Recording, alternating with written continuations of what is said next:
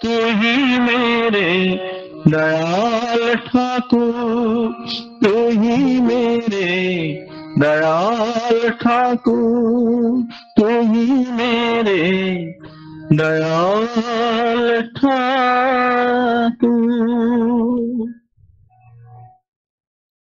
जय गुरु। জয় গুরু। সৎসঙ্গ মানে জীবন বৃদ্ধি থাকা সংস্থা, যা মানুষকে বাঁচায়, বাড়ায়। এই যে সৎসঙ্গে আমরা সবাই বসে আছি, উৎসব চলছে চারিদিকে। আজ গড়িয়া উৎসব আছে, আজ ভারতবর্ষের বিভিন্ন জায়গায় উৎসব চলছে। উৎসের দিকে চলো। যে অমৃত সঙ্গীতটি আজ আমি শুনতে পারলাম, এই প্রত্যেকটি লাইন যদি নামময় হয়ে থেকে চোখ বুঝে শুনতে থাকি, চোখ থেকে জল এসে যাবে। তিনি আমার কত আপনজন। তুই মেরা পিতা, তুমি আমার শক্তি, তুমি আমার প্রাণ, জীবন উদ্ধাতা। অপূর্ব অপূর্ব, কি অপূর্ব সেই ভক্তের লেখা। আর আপনার কি নিষ্ঠা। ঈশ্বর সাধনার এক শ্রেষ্ঠ পথ সঙ্গীত চর্চা। সঙ্গীত হলো সাধনা, ঈশ্বরকে পাওয়ার একটা শ্রেষ্ঠ পথ সঙ্গীত চর্চা, যা আপনি করেছেন। এবং যে নিষ্ঠা নিয়ে আপনি সঙ্গীত শোনেন, তা তো অপূর্ব প্রভুর দয়া। মানুষ করেছে, চারিদিকে উৎসব চলছে, মানুষ একটু ভুলে গেল এই লিঙ্কের কথা। ভুললে চলবে না। আজ যে অমৃত কথা আমরা শুনবো, আমরা তো উৎসবেই আছি, আমরা উৎসবের মধ্যেই আছি। তাকে খুশি করাই আমাদের সাধনা।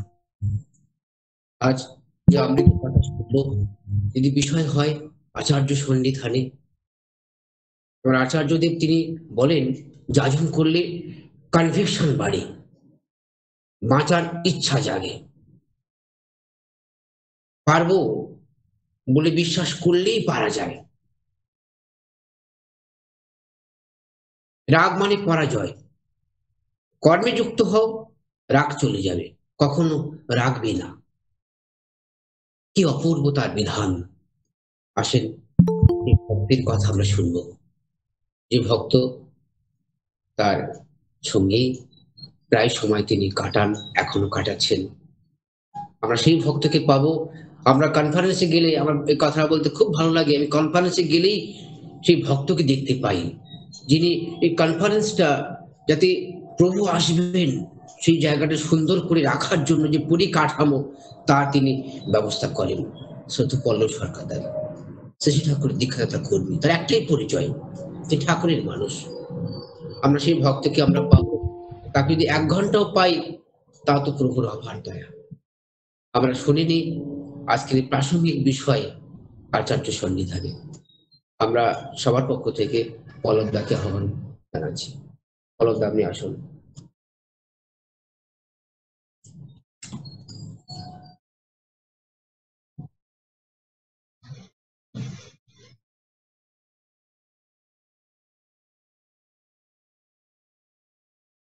পরম দয়ালের আতুল চরণে আমার অসংখ্য কোটি প্রণাম।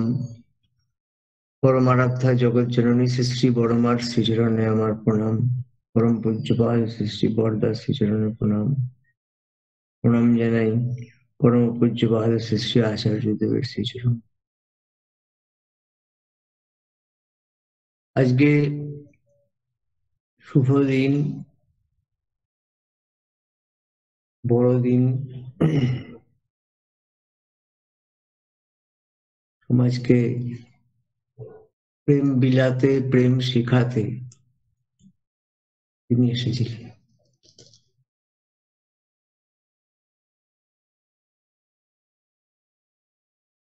আর এত কলুষিত, এত ব্যভিচারিত যুগেও মানুষ যেটা খোঁজে, যেটা তার জীবনের চালিত শক্তি, সেটা কিন্তু প্রেম।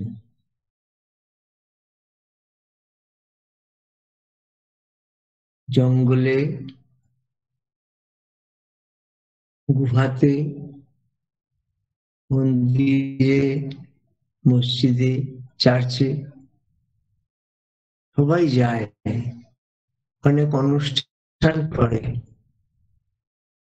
কিন্তু মূলে থাকে কেউ আমাকে ভালোবাসুক, আমি কোথা থেকে ভালোবাসা পাই।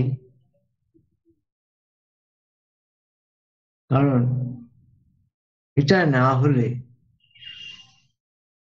তরকারির মধ্যে লবণ যেরকম থাকে না, ঠিক সেরকম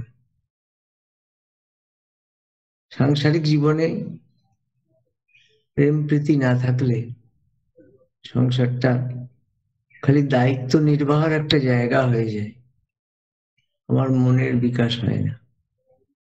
আমি থাকি, কারণ আমি আমার যত বছর আয়ু আছে আমাকে থাকতে হবে। থাকাটা তো প্রভুর দান, কিন্তু সেই থাকাটা যাতে থাকার মতন হয়, প্রত্যেকটা মুহূর্ত আমার উজ্জীবনী শক্তির বহিঃপ্রকাশ হয়, তাহলেই কিন্তু আমার জীবনের সার্থকতা। তাই তো পরম দয়াল বললেন, তুমি সব করতে পারো, কিন্তু প্রেম না থাকলে কিছুই হয় না।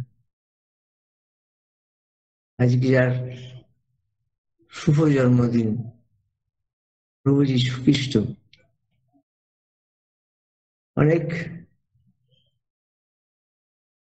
ইংরেজ, আমেরিকান ভক্ত ঠাকুরের সান্নিধ্যে এসেছেন, ধনী দরিদ্র সব রকম ফরেনাররা এসছেন। তারা এসে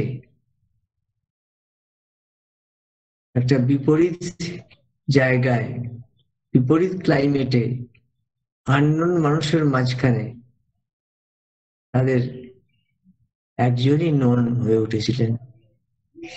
এবং আমরা জানি, গ্রন্থসূত্রেও পাওয়া যায় যে তারা সকলেই আমার পরম দয়ালকে যীশু খ্রিস্টের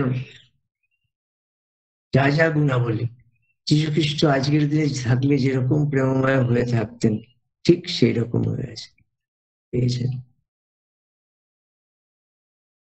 আমাদের একটা সৎসঙ্গের অধ্যায় ছিল, সেই সময় অনেক যীশু খ্রিস্টের অনুরাগী, অনুগামী তারা এসেছিলেন। তারা শ্রী ঠাকুরের মধ্যে দিয়ে সেই প্রভু যীশুর পরশ পেয়েছিলেন এবং লিপিবদ্ধ করে দিয়ে গেছেন। এবং শ্রী ঠাকুর বারবার নিজেকে গুটিয়ে নিয়েছেন, তবুও প্রকাশ পাই। তিনি নিজেকে প্রচার করেন না, মহাপুরুষ, পুরুষোত্তম, সদ্গুরু তারা প্রচারিত হন। প্রচার করা আর প্রচারিত হওয়া দুটো অনেক পার্থক্য। একই ধাতু থেকে এসেছে, একটা নিজে করতে হয় ভার্ব, আর একটা অ্যাডজেক্টিভ। এই 30শে সেপ্টেম্বর আমি কর্মবিরত হয়েছি, তার পরের দিনই দেওঘর চলে এসেছি এবং মাঝে 1 সপ্তাহ 2 সপ্তাহ কলকাতায় ছিলাম। তারপর থেকে আমি দেওঘরেই আছি, শ্রীধামেই আছি।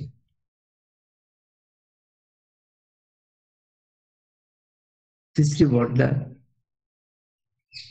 শ্রী দাদা, এদের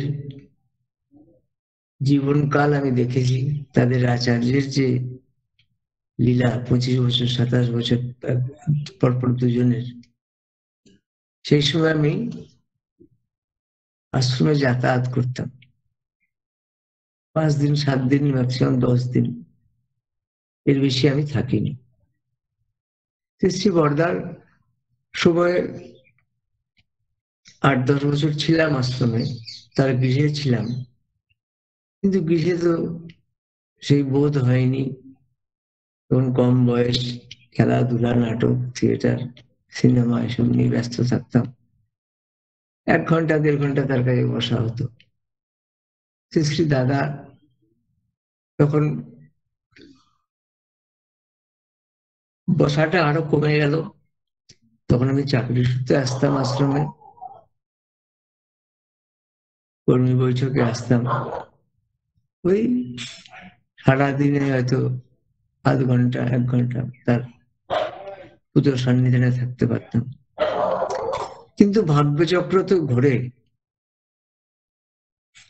ভাগ্যচক্র ঘুরে এমন জায়গায় দাঁড়িয়ে আছে যেখানে আমার তার সান্নিধ্য সুধা পান করা ছাড়া আর কোনো কর্ম নাই। আমার স্ত্রী-পুত্র পরিবার সবাই কলকাতাতে আছে, আমি এখানে একা। তিনি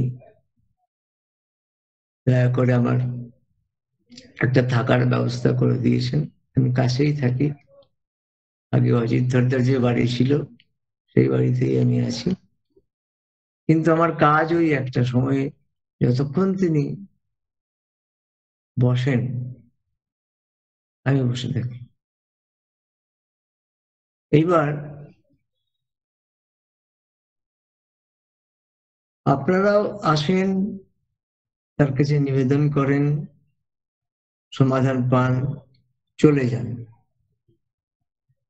এইবার তিনি তো কম্পিউটার যুগের আচার্য, আর তিনি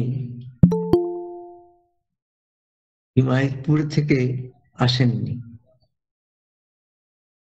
তিনি এই বিহার বা ঝাড়খণ্ডের রুক্ষ সূক্ষ্ম মাটিতে জন্মগ্রহণ করেছেন, পাথর ঘেরা পরিবেশে। পাথর মানে শক্ত, ধাক্কা দিলে আঘাত লাগে। তাই তার পরম্পরার মধ্যে থেকেও কত ইউনিক জিনিস কত সহজভাবে বোঝান। মানুষের আশা থাকে, দৌড়ে দৌড়ে তারা কেন আসে? তাকে নিবেদন করলে একটা সুরাহা হবে, হয় যদি বিশ্বাস থাকে, কারণ তার তো নিজের কোনো পথ নাই। তিনি ঠাকুরের পথটাকে ঠিকভাবে ধরিয়ে দেন। আমরা সবসময়, বেশিরভাগ সময় আচার্যের কথা বলি আর আচার্য ঠাকুরের কথা বলি। লিঙ্কটা দেখুন কিরকম। তিনি একদিন কষ্ট করে বলছেন, এক দাদা বলছেন আর পারি না, অনেক কষ্ট, অনেক বয়স, আর পারি না। তখন বলছেন যে আপনার কি কষ্ট? আমার মনে হয় আমার মতন কষ্ট এখনো পর্যন্ত কেউ করেনি। আমি মনে মনে ভাবছি কি কষ্ট তার। হাত ঘোরালেই মানুষ, মুখ ফুটে কিছু প্রকাশ করলেই, বস্তু হোক ব্যক্তি হোক, সেটা যোগান দিয়ে মানুষ ধন্য হয়। তাহলে তার কিসের কষ্ট? শ্রী দাদার পরিবারে যিনি জন্মগ্রহণ করেছেন, শ্রী বরদার জ্যেষ্ঠ নাতি যিনি, পুরুষোত্তমের ধারক বাহক, তার আবার কষ্ট কিসের? আমি চুপ করে শুনছি। তিনি বলছেন আমার যে নাম, যে নামে সবাই আমাকে ডাকতো, আমার মা বাবা নামে আমাকে ডাকতেন, লক্ষ লক্ষ মানুষ বাবাই দা বলতেন, বাবাই বাবু বলতেন, আমাকে সেটা ত্যাগ করতে হয়েছে। কত বড় কঠিন কাজ। যখন তার চোখ দিয়ে কথা শুনলাম, সত্যি কিন্তু অসুস্থ হন না, কিন্তু দেখলাম যে রুমাল দিয়ে চোখটা মুছলেন। আমরা ভাবি শ্রী শ্রী আচার্যদেব বলে তিনি খুব খুশি হবেন এবং তিনিও চান এরকম একটা বড় বড় নাম হোক, কিন্তু তিনিও তো মানুষ, তার স্ত্রী পুত্র পরিবার আছে এবং তিনি সকলকে একদম মানবিকতার নিম্ন স্তরে থেকে বোঝাচ্ছেন। কারণ তিনি জানেন মানুষকে বড় বড় আধ্যাত্মিক কথা বললে এখানে ঘাড় নাড়বে, তারপর চলে যাবে, কিছুই করবে না।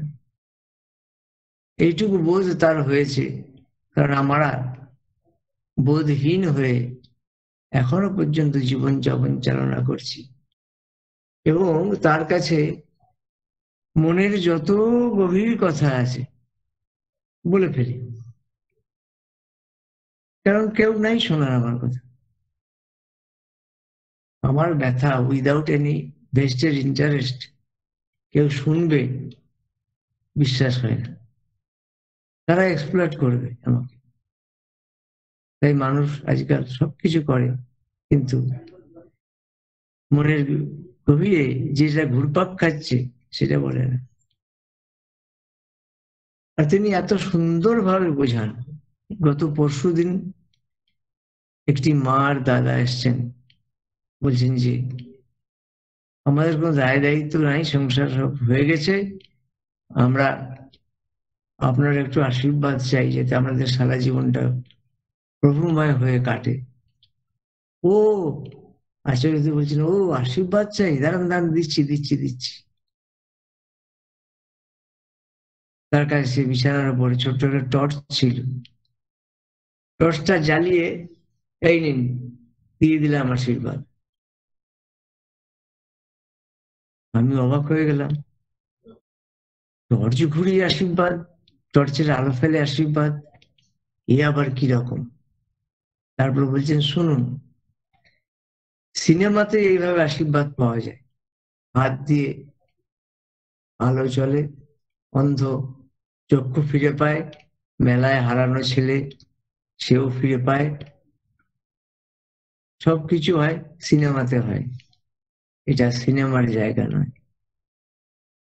এটা বাস্তব কর্মভূমি। পরম দয়ালকে গ্রহণ করেছেন, তার পথে যদি যতটা সম্ভব চলেন, ওই চলতে চলতে শান্তি আসবে, চলতে চলতে স্বস্তি আসবে। কতদিনের একটা ভ্রান্ত ধারণা তিনি ভেঙে দিলেন। তিনি বলছেন এটা ম্যাজিক বা জাদুর জায়গা নয়। আমিও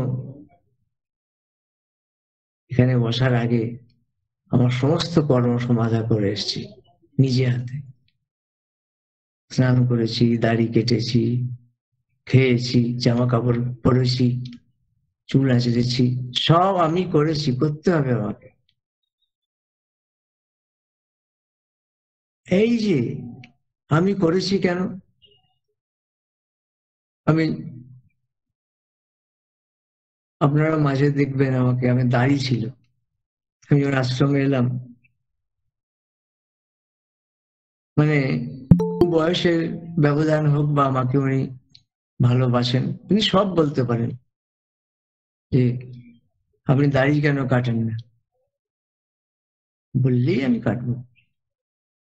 কিন্তু তিনি লক্ষ্য করে দেখলেন যে না বলে তিনি এক আসামের দাদাকে বললেন, যার সঙ্গে তার সৌহার্দ্য ছিল, এই দাড়ি কাটিসনি কেন রে? বলে আজকে আমি একদিন পর পর কাটি। বলে খুব ভালো, এই অভ্যাসটা সারা জীবনে রাখবে, একদিন পর পর দাড়ি কাটবে। আমি বললাম যাক, তাহলে একদিন পর পর কাটলেই হবে। আমি দীর্ঘ 6 মাস আমার দাড়ি ছিল, হসপিটাল বাড়ি এটা করতে করতে আমি দাড়ি টাড়ি কাটিনি। আর কি দরকার, রিটায়ার হয়ে যাবে, দরকারও নেই। তা ওকে তারপর বলছেন, শোন, যেদিন যেদিন দাড়ি কাটবি সেদিন সেদিন খাবি। ব্যাস, তার মানে তুমি যেমন রোজ খাও, দাড়িটাও রোজ কাটো। আমি সেই দিনই এসে দাড়ি কাটলাম। এই যে ওখানে থেকে আমি এই কথাটা অনুসরণ করলাম, অনুপালন করলাম। কেন? শ্রী ঠাকুরও পছন্দ করতেন পুরুষ মাত্রায় প্রত্যেক দিন সে দাড়ি কাটে, বিশেষ কোনো অসুবিধা না হলে। এতদিন বুঝিনি, এখন বুঝলাম যে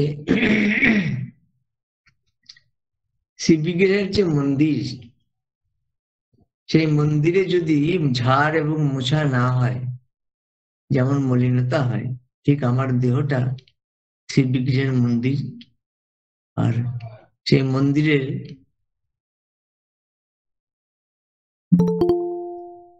তাকে বসাবো, তাকে সঙ্গে রাখবো, তার জন্যে আমাকে পরিষ্কার পরিচ্ছন্ন থাকতে হবে। আমার গৃহ প্রাঙ্গণ দৈনন্দিন পরিষ্কার থাকতে হবে। কত গূঢ় তত্ত্ব তিনি ছোট্ট করে বোঝালেন।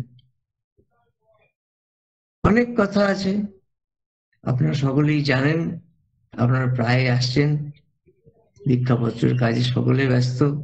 আজকে 25 তারিখ, আমার দুটো প্রিয় জায়গায় সৎসঙ্গ হচ্ছে, উৎসব হচ্ছে। একটা যে আমার বাড়ির পাশে আদর্শপল্লী, জগৎপুর নিউ আদর্শপল্লী সৎসঙ্গ সেন্টার, ওখানে হচ্ছে, আর মধ্যম গ্রামে হচ্ছে, আরো কত জায়গায় হচ্ছে। যখন এবার দেখলাম যখন খুব উৎসবের আশীর্বাদ নিতে আসছে, তখন একটা নতুন জিনিস, নতুন দিগন্ত উদ্ভাসিত হয়ে উঠল। বললো এতদিন যা করেছেন এবার উৎসবে তা করবেন না। আমি বললাম উৎসবে এতদিন কি করেছেন যেটা এবার করবেন না?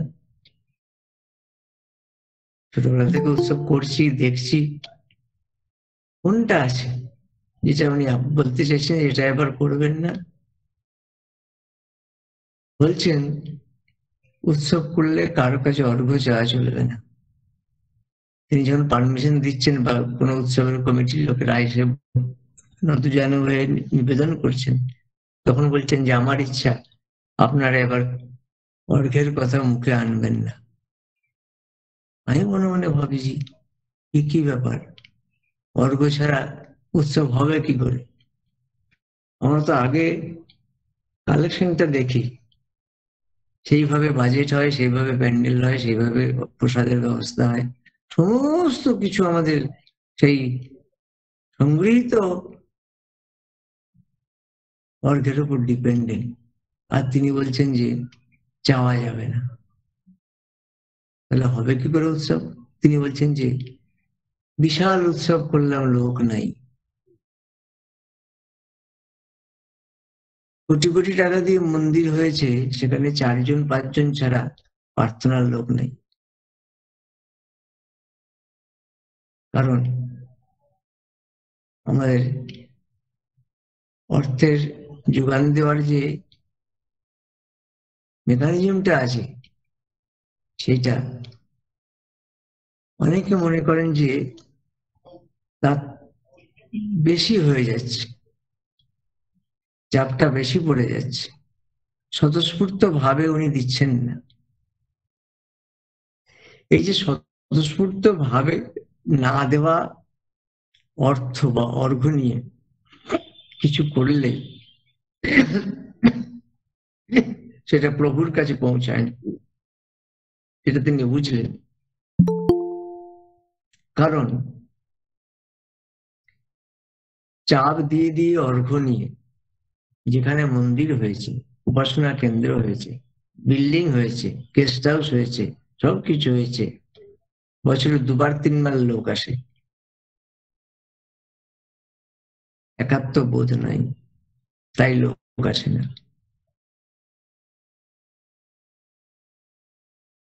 তিনি বলছেন যে প্রত্যেকটা বাড়িতে যাবেন, এইরকম হাত জোর শিখিয়ে দিচ্ছেন, যে এইরকম হাত জোর করবেন, করে বলবেন যে আমরা একটা উৎসব করছি, আপনাকে আসতে হবে, আসবেন দয়া করে, নো নো নো, আপনাকে আসতে হবে। যতক্ষণ পর্যন্ত তিনি হ্যাঁ না বলছেন, আপনি হাত খুলবেন না। ইউনিক পদ্ধতি, মানুষের মনোজগৎকে পরিবর্তিত করার কত বড় উপায় দেখুন। একটা সাধারণ মানুষ তার বাড়ির সামনে বা তার অফিসে গিয়ে 10 জন হাত জোর করে বলছে আপনি আসবেন আমাদের উৎসবে। ততক্ষণ পর্যন্ত হাত জোর করে থাকবেন যতক্ষণ পর্যন্ত উনি হ্যাঁ না বলছেন। এই যে আপনাদের হাত জোর করা আর ওর ওই অবস্থায় এত প্রেশার, এই প্রেশারে খুব খুব ওয়েট। 10 জন হাত করে দাঁড়িয়ে আছে সামনে, একজন নগণ্য ব্যক্তি হোক, ধনী ব্যক্তি হোক, যাই হোক, সে যে ধারণায় দরজাটা খুলেছিল, আমি তো ফোন করেছিলাম যে আমি আমাদের উৎসব সংক্রান্ত ব্যাপারে আপনার বাড়িতে আসবো, সে কিন্তু সারারাত্রি ভেবেছে চা খাওয়াতে হবে, বসাতে হবে, সবার বাড়িতে চেয়ার নাই, শতরঞ্জি পাততে হবে, জল খাবারের ব্যবস্থা করতে হবে, অর্ঘ্য রাখতে হবে, এ যাবৎ যা হয়ে আসছে। তিনি বলছেন জল খাবেন না, চা খাবেন না, তাকে বলবেন আপনি আসবেন। আর অর্ঘ্যের চিন্তা আপনাদের করতে হবে। এটা আমি থাকতে থাকতে দুর্গাপুরের উৎসব দেখলাম।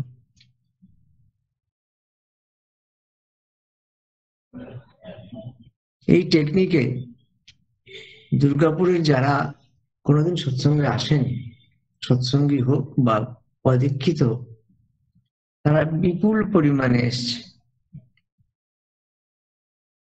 আর আমি যখন ঢুকছি উৎসবে প্রাঙ্গণে, ওই বিশালকায় উৎসব দেখে, আপ্যায়ন দেখে, প্রসাদের ব্যবস্থা দেখে,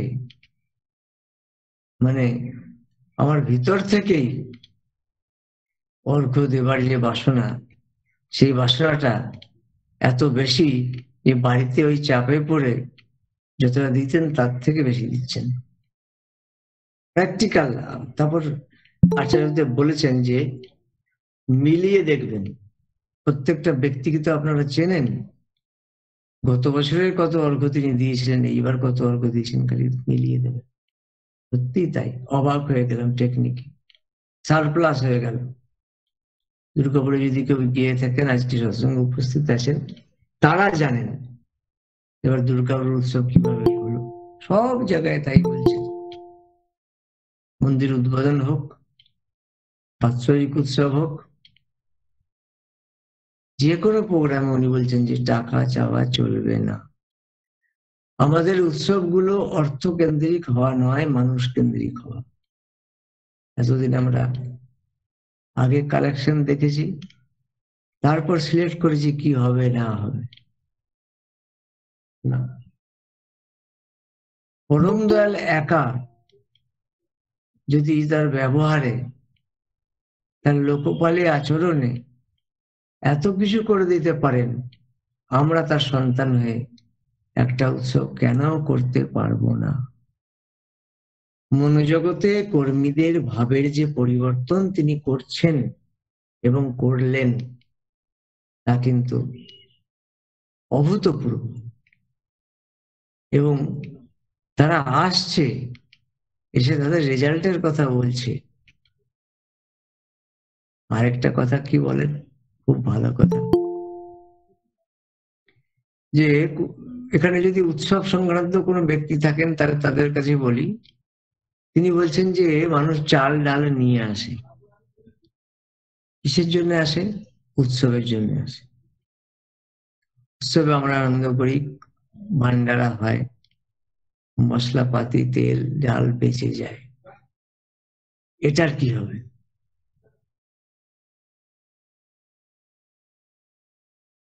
আমরা এতদিন কি করে এসেছি, আমিও তো অনেক উৎসবের সঙ্গে যুক্ত থাকি। হয় কিছু দোকানদারকে ফেরত দিয়ে দিই যেগুলো ফেরত দেওয়া যায়, আর যেগুলো যায় না আরেকদিন একটা গুরু ভাইদের ডেকে একটা ফিস্ট করি। তিনি বলছেন যে মানুষটি 5 কেজি আলু দিল উৎসবের জন্য, সে তো আমার বাড়িতে দেয়নি। সে যখন আলুটা ক্রয় করে তখন এই বলেই ক্রয় করে, ঠাকুর তোমার উৎসবে আমি আজকে 5 কিলো আলু নিয়ে যাব। ওই 5 কিলো আলু থেকে ধরুন 2 কিলো বা 2.5 কিলো বা 3 কিলো ব্যবহার হলো। আলু তো সব মিশে যায়, তো নোশানেই ধরুন যত আলু এসছে গুরু ভাইদের দেওয়া, তত আলুর থেকে ধরুন 10% বেঁচে গেছে। আমি আপনি বলে যারা একটু কর্মস্থানীয় গুরু ভাই আছে তারা ভাগ বাটোয়ারা করে নিই, বা পাশের কোনো কেন্দ্র মন্দিরে দিয়ে দিই যেখানে উৎসব আছে। তিনি বললেন এই রকম করা চরম গভীরটি, এই প্রথম শুনলাম। আলুতেও গভীরটি না হয়। তারপর ব্যাখ্যা করে বলছেন যে যে ব্যক্তিটি আপনার উৎসবের উপলক্ষে আলু দিল, সে আলুটা বেঁচে গেল, সেই বাঁচা আলুটাকে আপনাদেরই উৎসবে ব্যবহার করতে হবে। 1 বছর পরে উৎসব হবে তো 1 বছর আলু থাকবে কি করে? 5 কেজি আলু বেঁচে গেছে, কিন্তু কোল্ড স্টোরেজে রাখা যাবে না। আর 1 বছর পরে আপনাদের উৎসবে ব্যবহার করতে হবে, কিরকম? তিনি বলছেন আলু রাখা দরকার নেই। ওই আলুটি কোনো গুরু ভাই বা কোনো দোকান নেবে, একদম সেদিনের 5 কিলো যা রেট সেই রেটেই নেবে। উৎসবে বেঁচে গেছে বলে 30 টাকার আলু 10 টাকা করে নিয়ে গেলাম তা না, ওই যে টাকাটা হবে ওইটা পরের উৎসবে লাগাবে। এই যে ছোট ছোট জিনিস আমাদের চলার পথকে গভীরহীন বিহীন করছেন, এটা বিশাল ব্যাপার। এটা প্র্যাকটিক্যাল, এটা সম্ভব। এক মা এলেন, বললেন যে ছেলে আমাকে দেখে না, আমাকে মারধর করে, নেশা করে। আমি আপনি হলে কি করতাম? বলতাম যে আপনি ছেলেকে কন্ট্রোল করতে পারেননি, বা ছেলেকে আলাদা করে দিন। এইসবই যতটুকু আমরা জানি দেখেছি। তিনি বলছেন যে আপনার ছেলে আপনি পৃথিবীতে এনেছেন আর প্রভু পাঠিয়েছেন। জেনে রাখবেন পৃথিবীতে এমন কোনো ব্যক্তি, এমন কোনো বস্তু, এমন কোনো উদ্ভিদ, প্রাণী, পতঙ্গ নাই, থাকতে পারে না, যার কোনো প্রয়োজন নেই। সবার সব রকম প্রয়োজন আছে, এবং তারা প্রত্যেকে প্রত্যেককে উদ্ভাসিত করছে, যোগান দিচ্ছে কিছু না কিছু ভাবে। তারপরে বললেন আপনার ছেলে তো এতদিন আপনার কথা শুনতো, 15 বছর পরে সে তার উপার্জন করছে, বা উপার্জন না করলেও অর্থ জোগাড় করে নেশা করছে।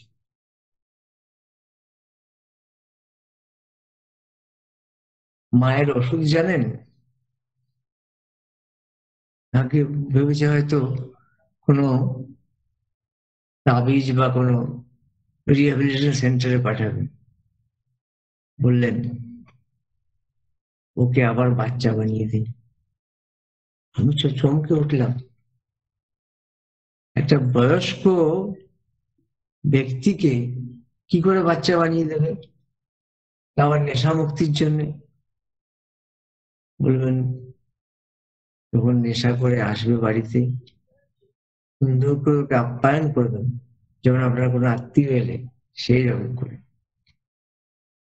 সে তার মতন আছে, নেশা কেটে গেল, খেলো না খেলো কোনো দরকার নেই, সে তার ঘরে গেল, বাইরে পড়ে থাকলো থাকলো থাকলো, উঠলো। ওঠার পরে আস্তে আস্তে যখন সে তার তাতে ফিরে এলো, অবচেতন সেই নেশারু মন থেকে চেতন মনে ফিরে এলো, তখন তাকে ছোটবেলার গল্প করবে। এই জানিস, তোকে একটা ওই মেলায় নিয়ে গেছিলাম, মা এখন সব, আর শোন না, দেখ না কি মজা হয়েছিল। তোর বাবা পাপড় কিনতে গিয়ে তোর জন্য বাবা হারিয়ে গেল, তারপর তুই কান্নাকাটি শুরু করলি, বললি বেলুন নিবি। আমি বললো এই আবার কি গাল গপ্প হচ্ছে। তারপরে বললেন এইটা করতে করতে করতে করতে ও পুরনো ইয়েতে ফিরে আসবে, নেশার আগের স্টেজে ফিরে আসবে। তখন ও যদি সৎসঙ্গী হয়, ঠাকুর তো ধরাই আছে, তখন ইষ্টভীতিটা ঠিক মতন করতে, তখন সে ছেলে আর বড় নাই, অনেকটা ছোট হয়ে এসছে। আর ছোট হওয়া মানেই আপনার কথা শুনবে, কিন্তু ভুলেও একবারও বলবেন না যে মদ ছেড়ে দে।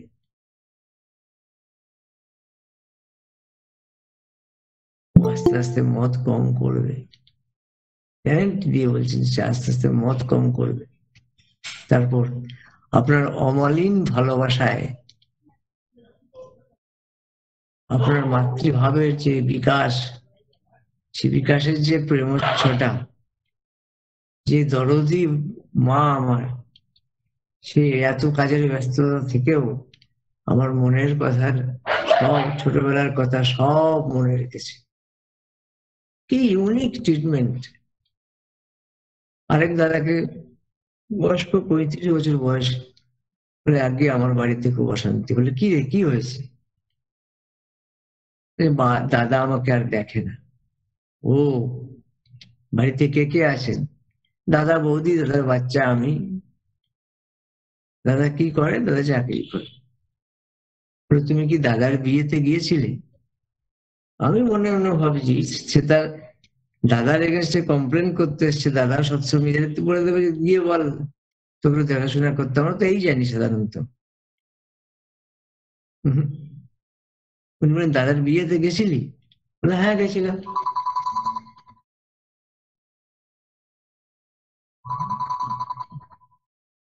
দাদার বিয়েতে গেছিলি? হ্যাঁ গেছিলাম। বিয়েতে কি দেখলি? বলে আগে ডেকোরেটর, লাইটটা, ওটা এটা। না না না না, বিয়ের মণ্ডপে কি দেখলি? বলো মালা বদল হলো, তারপর দৃষ্টি বদল হলো, তারপর সাত ফেরা হলো, বলো ওই দৃষ্টি বদল। কে কাকে দেখলো রে বলতো? আমি অনেকদিন বিয়েতে যাইনি, আর অনেকদিন বিয়ে করেছি, আমার মনে নাই, সব ভুলে গেছি, তুই বল। তখন বলছে দাদা বৌদির দিকে তাকালো, বৌদি দাদার দিকে তাকালো। বললাম হ্যাঁ। অগ্নি সাক্ষী রেখে একে অপরকে দেখে রাখবে, এইটারই সিগনিফিকেন্স হচ্ছে দৃষ্টি বদল করা। দৃষ্টি বদল এটা যে তার রূপটাকে আমি প্রথম দেখলাম। দৃষ্টি বদল মানে তুমি আমাকে দেখে রাখবে, আমি তোমাকে দেখে রাখবো। দাদা বৌদিকে দেখে রাখে, বৌদির খেয়াল করে, লাগে হ্যাঁ, সেদিকে কোনো কমপ্লেন নেই। দাদাকে বৌদিকে দেখতে দাও, বৌদিকে দাদাকে দেখতে দাও, আর তুমি নিজেকে দেখো। তার মানে আর বেকার থেকে আর দাদার অন্ন ধ্বংস করা চলবে না, কিছু না কিছু করো। আর দুনিয়াতে তিনি বিশ্বাস করেন আনএমপ্লয়মেন্ট বলে কোনো জিনিস নেই। আমরা মাথা খাটাই না, তাই বার করতে পারি না। একজন বলছেন আগে আমি চাকরি করতাম, এখন চাকরিটা চলে গেছে, কিছু পুঁজি আছে, ব্যবসা করতে চাই। কি ব্যবসা করব? আমি আপনি হলে স্থানীয় ব্যবসায় কোনো যে ব্যবসা চলছে বা যেটা চলতে পারে তার কথা বলতাম। তিনি বললেন যে তুমি ব্যবসা করো না। আমি চমকে উঠলাম, কেন? ঠাকুর চাকরি পছন্দ করতেন না, ব্যবসা বাণিজ্য পছন্দ করতেন, আর ইনি রিটায়ার্ড বলছেন তুমি ব্যবসা করবে না, একই রকম কথা। পরে বলছেন ব্যবসার মূল কথা হচ্ছে সেবা। তুমি দোকান খোলো, পার্লার খোলো, মল খোলো, যাই খোলো, মানুষকে সেবা যদি না দাও তাহলে সে ব্যবসা চলবে না। আর তুমি নিজেই সেবা দিতে জানো না, তুমি তোমার অঞ্চলে কিরকম সেবা মানুষ চাইছে সেটা যদি বুঝতে না পারো, তাহলে এখান থেকে আমি বলে দেবো তুমি ওই ব্যবসা করো, সে ব্যবসা চলবে কি না চলবে আমার কোনো গ্যারান্টি নেই। যদি চলে তোমার কপাল, আর যদি না চলে তাহলে আমার কপাল। বললো আচার্যদেব কি বলে দিল, চললো। আমি হা হয়ে অবাক হয়ে শুনছিলাম। আমি ম্যানেজমেন্টের স্টুডেন্ট, ম্যানেজমেন্ট পড়েছি, ব্যবসা কি করে শুরু করতে হয়, কি করে চালাতে হয় সব জানি। তিনি বুঝলেন যে তুমি যে সেবা দেবে, তোমার গ্রামে হোক তোমার শহরে, তোমাকে আগে চারদিকে খুঁজে দেখতে হবে যে সেবার স্কোপটা কোথায়, কি করলে যেটা চলছে, কারণ তোমার কম পুঁজি, অভিজ্ঞতা কম, তুমি তো কম্পিটিটর যারা যারা এস্টাবলিশ তার সঙ্গে পারবে না, দুদিন পরেই গুটিয়ে যাবে ওই ব্যবসা করতে গেলে। তুমি এমন জিনিস করো ব্যবসা যে জায়গায় করবেই, দেখবে সেখানকার মানুষের চাহিদাটা কি। তাহলে আমার আচার্যদেব যেভাবে মানুষকে চালাচ্ছেন, যেভাবে মানুষকে বলছেন, এবং একটা কথা বারবার বলছেন যে আপনারা মায়েদের ইনভলভ করুন। তিনি বললেন যে আজকে যে আমি এখানে বসে আছি, কার দাম, কে সবচেয়ে বেশি আমার জন্য কষ্ট করেছে। মানুষ আসতে চায় না পৃথিবীতে, ওই কষ্ট করে পেট থেকে বার করতে হয়, অপারেশনে বা অটোমেটিক্যালি বেরিয়ে আসে। তার যে কষ্ট, পৃথিবীতে সবচেয়ে কষ্ট হচ্ছে ওইটা, আর ওটা আমার মা পালন করে। আমি সম্পর্কে অনেকের সঙ্গে সম্পর্ক হয়ে যায় আমার জন্মের পরে, কিন্তু ওই যন্ত্রণা কাউকে ভোগ করতে হয় না, কারণ আমি তো জন্মে গিয়েছি। এই বেসিক প্রিন্সিপাল যদি মানেন, তাহলে মাকে কখনো অশ্রদ্ধা করতে আপনি পারেন না। আপনি খালি ভেবে দেখুন যে আপনার এক্সিস্টেন্স, আপনার পুত্র পরিবারের এক্সিস্টেন্স, আপনার ফিউচার, পাস্ট, সার্ভিস লাইফ, ব্যবসা লাইফ, যাই লাইফ হোক, সেই লাইফের মূলে আপনি আপনি কোনো গাছের প্রোডাক্ট নন, আপনি কোনো ফ্যাক্টরি বাই প্রোডাক্ট নন, আপনি ডাইরেক্ট মা থেকে এসেছেন। হয় নর্মালি আপনাকে প্রসব করা হয়েছে বা ডাক্তার প্রসব করেছে, যন্ত্রণা দুটোটি সমান। মা সেই যন্ত্রণা ভুলে যাতে আনন্দে থাকতে পারে, আর কোনো যন্ত্রণা দেবেন না। মানে ইউনিক, যত দেখা যায়, যত বসা যায়, তত অবাক হয়ে যায় আমি।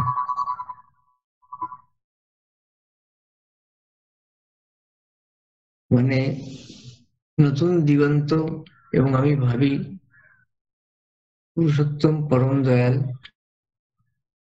আছেন, চির বিদ্যমান, চির বর্তমান।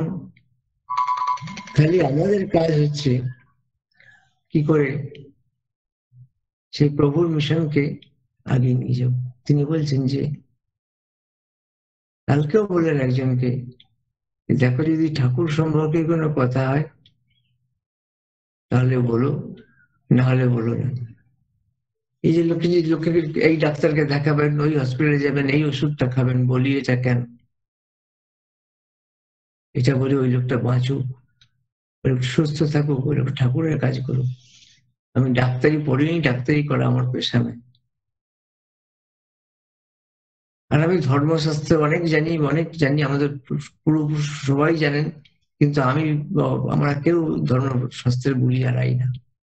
কি খেলেন, কি পড়লেন, কোথায় গেলেন, উৎসবে কত আনন্দ হলো, জীবনীয় শক্তির কথা আমরা বলি। বাকি কথা শোনার জন্য তো চ্যানেল আছে, টিভি চ্যানেল আছে, বই আছে, পুস্তক আছে, পড়ুন, কোনো অসুবিধা নেই। জীবনীয় যা, গ্রহণীয় যা, সেই কথাই তিনি বলেন। আর আচার্য পরম্পরার মধ্যে দেখতে পাই সেই কথাই বলা হয়, এবং তাতে মানুষ উজ্জীবিত হয়, নিজের ক্ষয়িষ্ণু জীবনকে আবার বর্ধিষ্ণু করে। আসুন আজকে শুভ দিনে প্রভু যিশাসের আবির্ভাব দিবসে যেন আমরা জীবনকে চিনতে পারি, কারণ জীবন দিয়েই তো সমস্ত কিছু। ধন, জন, কর্ম, কুকর্ম, সুকর্ম, ইষ্টনিষ্ঠা, যা কিছু তাই আমার এই দেহসাধী, এর বাইরে আমি কিচ্ছু করতে পারি না। সেদিন বলছেন, দেখুন আমার এত বছরের নিষ্ঠা আমাকে আমার পায়ের ছোট্ট একটা ব্যথা ভেঙে দিল। আমি পিছনে পিছনে যাচ্ছি সন্ধ্যেবেলায় প্রার্থনার জন্য, ভোগের ঘর থেকে উনি ঘুরে গেলেন। আজ পর্যন্ত কাউকে দেখিনি যে ভোগের ঘর থেকে প্রার্থনা ফিরে গেলেন। পরে বললেন পায়ে ব্যথা। পায়ে ব্যথা মনে মনে ভাবলাম যে, তারপরে দেখি উনি নাটমণ্ডপে বসে আছেন এখানে। আরে পায়ের ব্যথায় প্রার্থনায় গেলেন না, আর এখানে বসে আছেন, কি ব্যাপার? আমি তো একটু ক্রিটিক্যাল লোক, কারণ খুঁজি, মিলল না আমার। আমাদের অনেক সময় হয় কি, প্রার্থনায় যাচ্ছি, জোর পায়খানা পেল, তখন আমরা প্রার্থনায় যাই না, শৌচালয়ে যাই। আমি ভাবলাম তাহলে কি তাই কিছু হয়েছিল? অবলীল তো বলা যায় না আমার পায়খানা পেয়েছে, পায়ের ব্যথা বলে চলে এলেন কি? কিছুক্ষণ পরে তার ভাতৃ পূজনীয় শুভদয়া এলেন। দাদা তোমার কি হয়েছে শুনুন, তুমি প্রার্থনা থেকে চলে এসছো। বলে প্রার্থনা থেকে চলে আসেনি, প্রার্থনা স্থল থেকে চলে এসছি। বলে কেন, কি হয়েছে? তুমি তো বসে আছো। তখন দেখালেন ওই যে পা মুড়ে যে প্রণাম করেন উনি, ওইটা ওই বুড়ো আঙুলের ওইখানে যে ফুলা আছে সবার, ওইখানটায় ওনার ব্যথা হয়েছে। উনি পাটা মুড়েই বসতে পারছেন ওইভাবে। আপনি কি করতাম, এরকম করে বসে প্রণাম করতাম, কিন্তু উনি তো হাঁটু কেটে যেভাবে প্রণাম করেন, ঠিক সেই যা করবেন সেটা করতে পারছেন না বলেই উনি চলে এলেন। 2-3 দিন গেলেন না, এখন ব্যথা উপশমিত হয়েছে, এখন তিনি রেগুলার যাচ্ছেন। এত পার্টিকুলার ছোট ছোট ব্যাপারে নিষ্ঠা, আনুগত্য, কীর্তিসম্ভব, এই 3টে জিনিসই বীরের লক্ষণ। খুব ছোট কথা, কিন্তু সৎসঙ্গীরা যারা আমরা তাকে নিয়ে চলার চেষ্টা করছি, শ্রী দয়ালের রাত্রি চরণে সবসময় প্রার্থনা করি যেন আমাদের জীবনে কতটা পয়সা হলো, কতটা বাড়ি হলো, কতটা ফিক্সড ডিপোজিট হলো, সেটা না করে আমাকে খালি এইটাই দেখতে হবে যে আমার নিষ্ঠা, আনুগত্য, কীর্তিসম্ভব কতটা বাড়লো। পরবর্তীতার রাত্রি চরণে আপনাদের সর্বাঙ্গীন সুস্থ স্বাস্থ্য সুযোগী জীবন কামনা করি। আমার প্রলয়েরা মাঝে মাঝে আদেশ করেন, বিশ্বাসদের গান শুনতে পাই, আপনাদের সঙ্গে দুটো কথা বলতে পারি, এই আমার পরম সৌভাগ্য। এই সৌভাগ্য যেন অটুট থাকে, তবে যেন প্রার্থনা করি। জয় গুরু।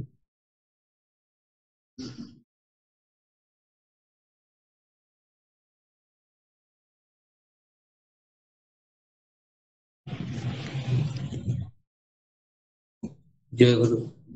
জয় গুরু। আমি ভুলেই গিয়েছিলাম যে আপনার পরে আমাকে কথা বলতে। যে পরিবেশ শ্রী ঠাকুরের অপার দয়ার সৃষ্টি হয়েছে, বা আপনি চেষ্টা করেছেন, আমি সম্পূর্ণটাই উপভোগ করলাম। সেই পুরো ছবি আমার সামনে ভাসছিল। শ্রী ঠাকুর কত দয়াময়, তার সবচেয়ে শ্রেষ্ঠ প্রধান দান আচার্য পরম্পরা। আমরা যজন করি আমার জন্য, বাঁচার জন্য, যাজিত হই যজন যাজন, ইষ্টভীতি করি বাঁচার জন্য। এগুলো করলে সুস্থ নিয়ে আসে, সদাচার আসে, নাম ধ্যান আসে, অধ্যয়ন আসে, অধ্যাপনা আসে, আর তার সঙ্গে আসে আচার্যের প্রতি নিষ্ঠা, ভক্তি, বিশ্বাস। আমার মনে হয় যজন যাজন, ইষ্টভীতি, সুস্থনী, নাম ধ্যান, অধ্যয়ন, অধ্যাপনা যা আছে, সব 8টা যে নীতি, শ্রী ঠাকুরের অপার দয়া, তার সঙ্গে হবে ঠাকুর তখনই সৃষ্টি হবে, তখন কিন্তু আচার্যের প্রতি নিষ্ঠা, ভক্তি, বিশ্বাস, যে তিনি আবার সেই প্রিয় পরম। কি অপূর্ব ভাবে, সহজ সরল ভাবে আপনি পরিবেশটাকে চোখের সামনে পুরো ধরিয়ে দিলেন। আমরা আচার্য সন্ধানে যাই, কিন্তু আমাদের যাওয়াটা তখনই সার্থক হয় যখন জীবনে বুঝতে পারি যে প্রিয় পরম সবটাই আমার জন্যই বলছেন। আপনি ছোট ছোট ঘটনা দিয়ে কিভাবে সুন্দর করে যে আজকে যে বিষয়, প্রাসঙ্গিক বিষয়, যে আচার্য সন্নিধানে আমরা প্রত্যেকেই যাই শ্রী ঠাকুর প্রণাম করতে। 2 বছর আমরা যেতে পারি না, কারণ আমার জন্য, আমার তাকে নিয়ে না চলার জন্য ঠাকুর ঠক্কর দিয়ে 2 বছর থামিয়ে দিলেন। ঠাকুর যা বলেছেন সেটা আজ জগৎবাসী আমি মানছি না, আমি মানতে পারি না বলে আজ ঠাকুর ঠক্কর দিয়ে 2 বছর আমাদেরকে বসিয়ে দিলেন। এখন লকডাউন খুলে গিয়েছে, আর আমরা এখন ওই বাইরে বেরোচ্ছি, ট্রেনে গিয়ে লেবু ছড়াচ্ছি আর লেবু হাতে দিয়ে খাচ্ছি, তার সঙ্গে ভাইরাস ফ্রি। করোনা ভাইরাস কোন ভাইরাস যাচ্ছে তা আমি জানি না। সদাচার কতক্ষণ পালন করতে হবে? যতক্ষণ জীবন থাকবে। শ্রী ঠাকুরকে কতক্ষণ ভালোবাসবো? যতক্ষণ আমাকে তিনি বাঁচিয়ে রেখেছেন, সর্বক্ষণ। এই যে আচার্য সন্নিধানে আপনি শ্রী ঠাকুর প্রথমে শুরু করেছিলেন, তিনি দয়া করে রেখেছেন। সত্যি তিনি দয়াময়। অনেক মানুষ তো থাকেন তার সন্নিধানে, কিন্তু আমি কতটা তার সন্নিধানে থেকে নিজেকে তৈরি করতে পেরেছি, নিজেকে সেট করতে পেরেছি, তা আপনার কথা দিয়ে আমি তো ভক্তকে দেখলাম। ভক্ত এমন হতে হবে যে তার সন্নিধানে থেকে নিজেকে উপভোগ করা। তিনি একথা পল্লব কথাই বলছিলেন, তার একটাই প্রধান কাজ যে তার সন্নিধানে বসে থাকা। জীবনের বহু স্বীকৃতি, বহু কর্মফল সু থাকলে মনুষ্য জীবন মেলে, আরো আরো শক্তি থাকলে তার সদ্দীক্ষা মেলে, আরো আরো অনেক শক্তি থাকলে তার সান্নিধ্যে লাভ করে নিজেকে উপভোগ করা যায়। আমি এই যে 28 তারিখে হঠাৎ করে টিকিট কেটেছিলাম, বুঝতে পারিনি যে 5 দিন থাকা যাবে না। বিপদে পড়ে গিয়েছি। এখন কিভাবে যে 5 দিন ওখানে কাটাবো তা আমি এখন বুঝতে পারি না। আমাকে 3 দিনের ঘর, 2 দিনে 2.5 দিনের ঘর দেওয়া হয়েছে। 30, 31, 1 মানে হাফ। তো তিনি আছেন, আমার থাকাও হবে, সবটাই হবে। সেখানে গিয়ে যদি আমি কোনো বলি আমাকে ঘর দিন, কখনো আমি ঠাকুরের মানুষ হতে পারি না। যা ব্যবস্থা তিনি করেছেন, রেখেছেন, সবটাই তিনি করে রেখেছেন। এবার তারপরে ফুল সারেন্ডার চাই। যেভাবে আমি দেখি কনফারেন্সে আপনি কিভাবে সুন্দর করে নিজেকে সেট করে আমার প্রভু আসবে সেই জায়গাগুলোকে আমি সজ্জিত করেন। আজকে যে অমৃত কথা শুনলাম, এই কথা শুধু শোনা নয়, যদি কি আত্মস্থ করতে থাকি, যদি বুঝতে থাকি যে পল্লবদা কি বলেছেন, আমরা আচার্য সন্নিধানে আমরা শ্রী ঠাকুরকে প্রণাম করতে যাই, সেখানে প্রণাম কিভাবে কমপ্লিট হয়। আজ প্রিয় পরম তার লীলা চলছে। কথার মধ্য দিয়ে তিনি বলছিলেন যে মানুষ তার কাছে যায় সমাধান চাইতে। হ্যাঁ, সমাধান মেলে বিশ্বাস, বিশ্বাস থাকলে সে সমাধান নিয়ে আসে। ওই যে মাটি বলছিল আমাকে আশীর্বাদ করুন, তিনি টর্চ লাইট ঘুরিয়ে তাকে আশীর্বাদ দিয়ে বললেন, এটা সিনেমা নয়, এরকম আশীর্বাদ চলে যাবে আমার কাছ থেকে তখন সম্ভব নয়, বাস্তব কর্ম করতে হবে। তার অনুশাসনবাদ আপনি কতটুকু পালন করেছেন সেটাই আশীর্বাদ। তিনি দেখালেন বাস্তব ভাবে। তিনি বলছেন যে আমি এখানে বসেছি, আমাকে স্নান করতে হয়েছে, চুল আঁচাতে হয়েছে, নিজেকে সেট করে এখানে আসতে হয়েছে। যে দেখালেন যে ক্লিননেস ইজ গডনেস। কথার মধ্য দিয়ে কথা পল্লবদা বলছিলেন যে গৃহ প্রাঙ্গণ সবসময় নিট আর ক্লিন রাখা দরকার। সেটাই আমার প্রভু পছন্দ করেন। জুতো রাখছি, একটা জুতো ডান দিকে বাঁ দিকে ঘুরে গেল, আমি দেখলাম পরম পূজ্যপাদ শ্রী শ্রী অবিন দাদা ফ্র্যাকশন অফ সেকেন্ড জুতো দুটো রাখলেন, কি সুন্দর সাজিয়ে রাখলেন। এটাই হলো ধর্ম। কি সুন্দর করে আপনি এটাও বললেন যে দাড়ি কাটা, প্রতিদিন দাড়ি কাটা, এটাও ধর্ম। আপনাকে শিখেছেন আর আপনি আজও শিখছেন। সত্যি আপনি ধন্য, আমরা সবাই ধন্য। শ্রী ঠাকুরের চরণে এসে এমনটি করে প্রতিদিন তাকে জেনে নিজেকে সেট করা, নিজেকে চর্চিত করা। হ্যাঁ, তোমার ঠাকুর কেমন গো, আমাকে দেখে বুঝু আমার ঠাকুর কেমন। কে পারেন? আচার্যদেব। তিনি একমাত্র যাজন করছেন, তিনি একমাত্র যজনটা কমপ্লিট করেছেন, তাই তিনি ব্রহ্মবিদ। তিনি সেই ব্রহ্মের পথ দেখাচ্ছেন, ব্রহ্ম মার্গ প্রদর্শকম। আজ আপনি তার সন্নিধানে থেকে সত্যি এমনটি করে যদি আমরাও প্রত্যেকে সুযোগ পেয়েছি তার সন্নিধানে যাওয়ার। আমি দেখেছি, আমি ভিতরে ঢুকতে আমার খুব সংকোচ বোধ হয় যে আমি অতটা হতে পারিনি, ওখানে যাব কি করে। আর ভক্ত বলছেন তুমিও এসো, তিনি আমাকে ডেকে নিলেন। যখন বসলাম একবার, ভাবলাম আমি তাহলে বারবার আসবো, তারপরেও ঢুকতে পারছি না। আচার্যদেবকে নিবেদন করলাম। আগে আগে আমি একটা পুরনো একটা জায়গা কেনা ছিল, আমি ওখানে ঠাকুর উপযোজনা কেন্দ্র করতে চাই, ঘর বানাতে চাই।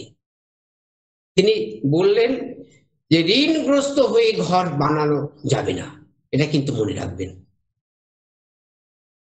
এমনটি করে প্রতি সেকেন্ডে সেকেন্ডে তিনি আমাদেরকে কিন্তু জীবনটাকে জীবনীয় করার চেষ্টা করছেন। তিনি একমাত্র বলে দেন কিভাবে নিজেকে ক্লিন রাখবো, মনটাকে কিভাবে পরিষ্কার রাখবো। পল্লবদা, আপনি যে নিমন্ত্রণের কথা বললেন এবং শ্রী আচার্যদেবের সেই কথাটাই আপনি বললেন কি সুন্দর করে, যে 10 জন মানুষ গিয়েছে সে ভক্তের বাড়িতে, তারা প্রণাম করে হাত জোড়ো করে দাঁড়িয়ে আছে, আপনি আসবেন উৎসবে। এবং সে জানে যে এই বেটারা আসবে, আমার কাছে চা খাবে, আসন পাততে হবে, অর্ঘ্য দিতে হবে, টাকা দিতে হবে। দুর্গাপূজার সঙ্গে এই উৎসবের পার্থক্য আছে। দুর্গাপূজার চাঁদা চাইতে আমরা যাই, তিনি শেখালেন উৎসব কেমন করে করবেন, নিমন্ত্রণ কেমন করে করবেন। এ তো অমৃত।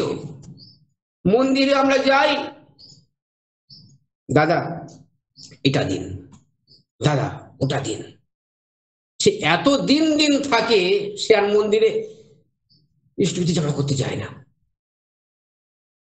একবারও তাকে বলি না দাদা আপনি এসেছেন, আজকের ভোগটা প্রসাদটা খেয়ে যাবেন, দাদা আপনি এসেছেন একটু বসে যান, সৎসঙ্গ আছে। আপ্যায়ন করতে জানি না, শেখে না, তাই মানুষ আমার কাছে থাকে না, পালিয়ে পালিয়ে বেড়ায়। দেখলেই আমরা বছরের পর একবার বছরে যাই, মানুষকে বাড়ি অর্ঘ্য যেতে যাই, ঠাকুর শেখালেন, ঠাকুর হলেন দয়াল, তার উৎসব তিনি নিজেই ব্যবস্থা করেন। মানুষ চাই, মানুষ। কি অপূর্ব সুন্দর করে পল্লবদা অর্ঘ্যচার ব্যাপারটা আমাদেরকে শিখিয়ে দিলেন। অত্যন্ত অত্যন্ত অত্যন্ত বাস্তব কথা যে অর্ঘ্যর ব্যাপারে আমাদের খুব কনসাস হতে হবে। আমরা ওই চাল ডাল নিয়ে আসি, তারপরে একটা জিনিস খুব শিখলাম যে আলুতে গুবিটিন, আলুতে গুবিটিন। আলু দিয়েছিল ভক্ত 10 কিলো, 5 কিলো লেগেছে, 5 কিলো আমরা বিতরণ করে দিলাম, পাপী হয়ে গেলাম। সেই অর্ঘ্য কিভাবে পরের বছরে সেই সঠিক মূল্যে, যে মূল্যে ভক্ত কিনেছেন সেই মূল্য আমাকে খুঁজতে হবে, কোন ভক্ত নিয়ে ধন্য হয়, সেই অর্ঘ্য রেখে দিতে হবে নেক্সট বছরের জন্য। শ্রী ঠাকুর আজ যা ব্যবস্থা করেছেন যদি বুঝতে পারি তাহলে তো শান্ত হয়ে যাব, কোনো ছটপটানি থাকবে না। আপনি কি কত সুন্দর করে শান্তভাবে শ্রীধাম দেওঘর থেকে ঠিক আচার্যদেব যেখানে বসেন, আমার বোধ হয় ঠিক পাশাপাশি আপনি আছেন, আপনার সমস্ত কথা পরম পূজ্যপাদ শ্রী আচার্যদেবের পায়ে লণ্ঠিত হয়েছে। আমার আচার্যদেব সমস্ত কথা শ্রী ঠাকুরের শ্রী পাদপদ্মে পাঠিয়ে দিচ্ছেন সর্বক্ষণ। অপূর্ব আপনার এই বিশ্বাস, আপনার এই শ্রী ঠাকুরকে নিয়ে চলা, আপনাকে দেখে আমি অন্তত শিখি যে কেমন করে শ্রী ঠাকুরকে ভালোবাসতে হয়, কেমন করে নিজেকে ছোট রাখতে হয়, কেমন করে তার সেই পদপদ্মে নমনীয় থাকতে হয়। শুধু মুখে মুখে বললে হবে না, বিশেষ তুমি মুখে যা বলছো সেটা ব্যবহারে করতে হবে। এটাই হলো বাস্তব। আপনি অত্যন্ত সুন্দরভাবে জীবনীয় যে প্রতিটা মুহূর্তে আমার আচার্য সন্নিধানে থেকে যে আপনি বলছেন, একটু আগে বললেন যে জীবনের সবকিছু মূলে ব্যালেন্স থাকবে ভালোবাসা, ভালোবাসা। আচার্যদেব তিনি আমাকে ভালোবাসেন কখন? যখন আমি শ্রী ঠাকুরকে ভালোবাসি। You are for the Lord, no for others. You are for the Lord and so for others. এই পৃথিবীতে কে একমাত্র is for only for the Lord? আমাদের আচার্যদেব, তিনি পুরো ঠাকুরের। আমি তাকিয়ে থাকবো আমার আচার্যদেবের দিকে, আমার আচার্যদেব তাকিয়ে আছেন ঠাকুরের দিকে, তবেই আমি ঠাকুরের দিকে এগোতে পারবো। মাধ্যম ছাড়া তার দিকে কখনো যাওয়া সম্ভব নয়। মাধ্যম। আজকের যে আচার্য সন্নিধানে যে অত্যন্ত প্রাসঙ্গিক বিষয় ছিল তার যে মূল সেবা, সেই সেবা সম্বন্ধে আপনি এ কথাও বলছিলেন যে পুরুষোত্তম আজ দয়াল কিভাবে আমাদেরকে সেবা দিচ্ছেন, আমি তাকে সেবা করব কি? তিনি আমাকে সেবা দিচ্ছেন সর্বক্ষণ। নিঃশ্বাস প্রশ্বাস চলছে বলে এই জীবন আজ এখানে বসে আছে, নিঃশ্বাস প্রশ্বাস থেমে যাবে, আমার যে আপনজন, আমার স্ত্রী, আমার মা বাবা 1 ঘন্টাও রাখতে পারবেন আমার এই দেহকে, কোনো মূল্য নাই। দেহের মধ্যে তিনি থাকবেন, তাই তিনি আমাকে বাঁচিয়ে রেখেছেন। আপনি খুব সুস্থ থাকবেন, খুব সুন্দর থাকবেন, এমনটি করে প্রভুকে আপনি যেভাবে প্রিয় বিতরণ করে বেড়াচ্ছেন, আমরা আপনাকে দেখে শিখবো কেমন করে ভক্ত হতে হয়, কেমন করে গুণকীর্তন করতে হয়। আপনার সঙ্গে আমার অনেক কথা হয়, আপনি দয়া করে আমাকে সুযোগ দেন, তাই আপনার মতো ভক্তকে আমরা পাই। এখানে প্রত্যেকটি ভক্ত যে শ্রোতা হিসেবে আছেন, প্রত্যেককে আমার শ্রদ্ধা জানাই। আপনারা থাকলে পল্লবদার কথা বলতে কত সুবিধা হয়। তাই প্রথমে ভাবছিলাম যে আপনারা কি ভুলে গেলেন, সকাল সকাল আসতে হবে এখানে। এই যে পল্লবদাকে পেয়েছি, পল্লবদা হঠাৎ বলে দিলেন, হ্যাঁ, হঠাৎ হয় না, পল্লবদাকে বহুদিন পর পাওয়া যায়, আপনাকেও বহুদিন পর পাওয়া যায়। তাই আপনাকে তখন পাবো যখন আমি ঠাকুরের মানুষ, যখন ঠাকুরের হব তখন আপনাকেও পাবো, সবাইকে পাবো। আপনি আমার প্রণাম নেবেন, খুব ভালো থাকবেন দাদা। জয় গুরু।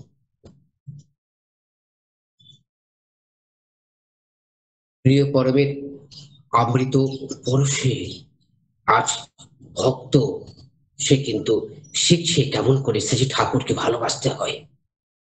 আর সেই শেখাচ্ছেন আমার আচার্যদেব। জীবনটাই সবচেয়ে মূল আমার বুনিয়াদ হবে আচার্যের প্রতি নিষ্ঠা, ভক্তি, বিশ্বাস। আচার্যই আমার জীবন দণ্ড, আচার্যই আমার মেরুদণ্ড। পরম পূজ্যপাদ শ্রী শ্রী আচার্যদেব তিনি স্বয়ং বেরোচ্ছেন। আমি এই কথাটা শুনেছি, নিশ্চয়ই তাই হবে। 11ই জানুয়ারি তিনি আসাম যাবেন।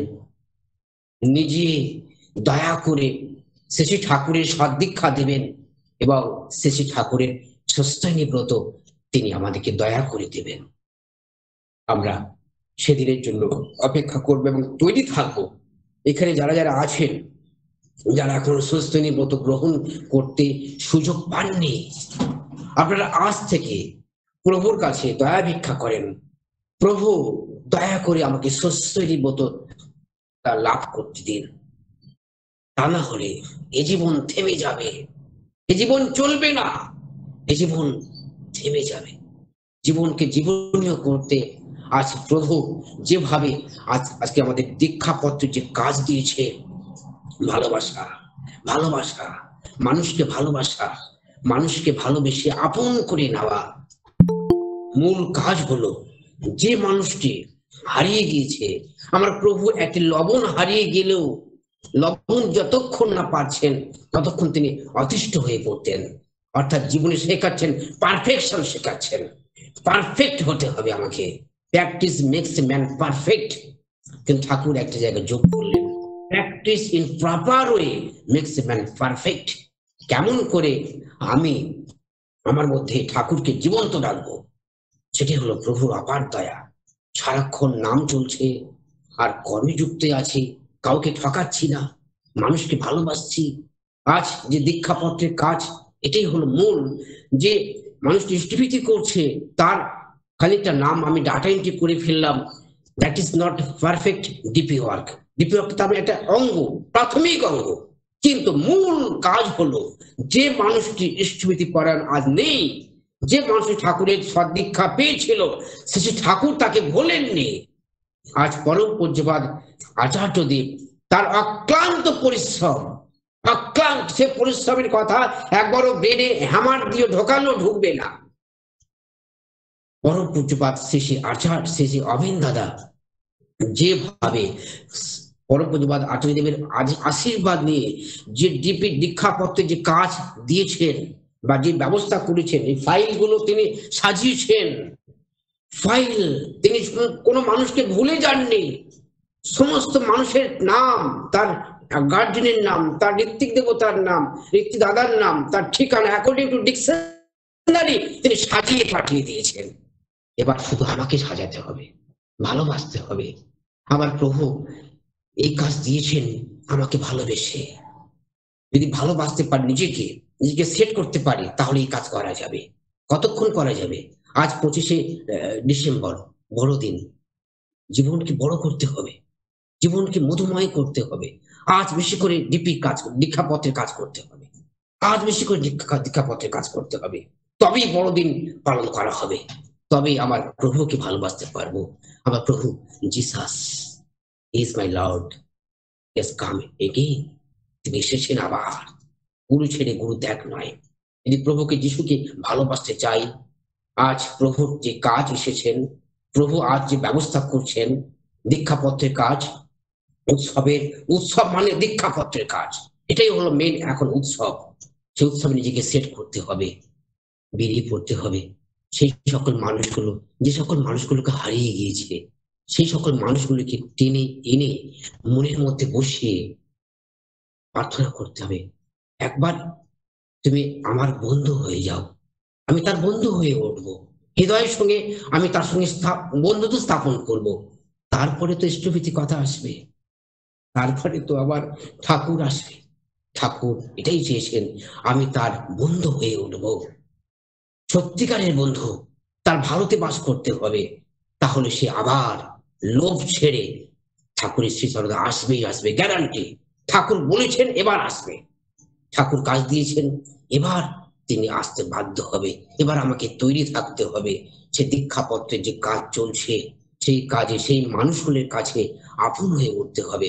তার ঘরে শ্রী শ্রী ঠাকুর, পরম জগজননী শ্রী শ্রী বড় মা, শ্রী শ্রী বরদা, শ্রী শ্রী আচার্য দেবের ফটো বিগ্রহ আমি নেই বলেই সঙ্গে সঙ্গে আমি তাকে ব্যবস্থা করলাম। ঠিক একদিন দুদিন যাবে, আমি নিজে তাকে ব্যবস্থা করে দিয়ে বলতে পারি যে এটা এটা করে দিলাম, এই মূল্য হয়েছে, এই মূল্য আপনি যথাসময় দেবেন, পারলে আজ দিন। সে নিশ্চয়ই দেবে, নিশ্চয়ই সে মূল্য দেবে। এইভাবে যদি আমি নিজেকে মূল্য দিতে পারি আমার প্রভুর সীমায় কাজে, তাহলে আজ আমাদের আচার্য সন্নিধানে থাকাটা সত্যিই বাস্তব হবে। আমরা বাস্তব কর্মে সবাই যুক্ত থাকব। আর যে কথাগুলো শ্রদ্ধেয় পল্লবদা বলে গেলেন তা কিন্তু হারিয়ে ফেললে চলবে না, আমি শুধু লিখে রাখলে চলবে না, কথাগুলো কিন্তু আমাদের মনে কথায় রেখে দিতে হবে। আচার্য সন্নিধানে আমরা যাই নিজেকে চর্চিত করতে, নিজেকে ঠাকুরের মতো করতে, তবেই আমার ঠাকুর খুশি হবেন। তাকে খুশি করাই আমাদের জীবনের সাধনা। এখানে প্রত্যেকের শ্রদ্ধা জানাই। আর পল্লবদার সুস্থ জীবন, তার পরিবারের সবার সুস্থতা জীবন প্রার্থনা করি। বাড়ির মা অসুস্থ ছিল, পরমপিতা অপার দয়া তিনি সুস্থ হয়েছেন, আরো সুস্থতা লাভ করুন, এটাই প্রভুর কাছে প্রার্থনা।